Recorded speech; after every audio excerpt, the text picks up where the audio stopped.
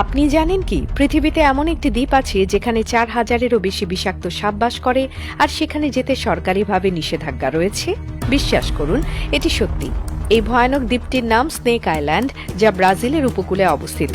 একে ইলহা ডা কুমান্ডা গ্রান্ডে বলে এবং এখানে যা ঘটে তা চিরকাল আপনার মনকে হতবুদ্ধি করে রাখবে। আপনি ভাবছেন এটা তো কল্পনা, কিন্তু জানেন কি, স্নেক আইল্যান্ডের সবকিছু অবিশ্বাস্য এবং একেবারে বাস্তব। স্নেক আইল্যান্ডের সবচেয়ে বড় বৈশিষ্ট্য হলো এর সাপের পরিমাণ। আপনি সাপ পছন্দ করেন না? তাহলে এই জায়গাটি আপনার জন্য বিশ্বের সবচেয়ে ভয়ানক জায়গা হবে। এখানে সাপের সংখ্যা এতটাই বেশি যে এই দ্বীপের আকারের তুলনায় সাপের সংখ্যার হার অনেক বেশি। সাপ এখানে এমনভাবে বিস্তার লাভ করেছে যে বাড়ির ছাদে, গাছের শাখায়, ঝোপঝাড়ে এবং পাথরের ফাঁকে ফাঁকে সাপের ঝুণ্ড দেখতে পাওয়া যায়। ভাবুন তো, সেখানে যদি আপনি পা রাখেন তাহলে একে একে বিভিন্ন সাপ আপনাকে দেখতে পাবে। এই সাপগুলো প্রায় সবই বিষাক্ত।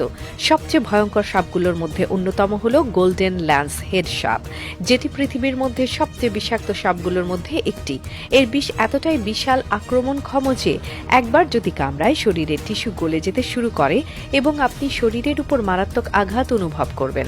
কতটা ভয়ের বিষয় যে এই সাপের বিষ মানুষকে মৃত্যু অবধি পৌঁছাতে পারে। এই সাপদের মধ্যে রয়েছে এমন কিছু বিশাল আক্রমণকারী সাপ যারা পৃথিবী জুড়ে একমাত্র ধরনের সাপ যা উঠতে পারে। হ্যাঁ, আপনি ঠিক শুনছেন। কিছু সাপ এখানে এত দ্রুত চলে এবং উড়ন্ত অবস্থায় সড়কপথে চলাচল করতে পারে। এর কারণ হচ্ছে দ্বীপের পরিবেশে সাপরা তাদের অস্বাভাবিক গতিতে চলার এবং লাফানোর সক্ষমতা অর্জন করেছে। চিন্তা করুন, যদি আপনি সেখানে থাকেন এবং আপনাকে একটি উড়ন্ত সাপ আক্রমণ করে, তবে আপনার সুরক্ষা কোথায় থাকবে? এখানেই শেষ নয়। এই ভয়াবহ সাপের উপস্থিতি ছাড়াও দ্বীপটির ভৌগোলিক অবস্থান এবং বিশাল দুর্গমতা এটি পূর্ব থেকেই প্রায় বিপজ্জনক করে তোলে। আপনি যদি কখনো এই দ্বীপে যেতে চান তাহলে বিশেষ অনুমতি ছাড়া সম্ভব নয়।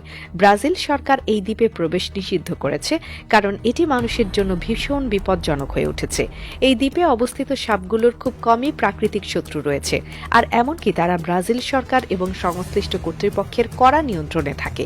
অতএব যে কোনো ব্যক্তিকে এখানে যাওয়ার আগে অনুমতির প্রয়োজন পড়বে, কারণ সাপের আক্রমণ এবং হঠাৎ বিপদে পড়া একেবারে সাধারণ ঘটনা।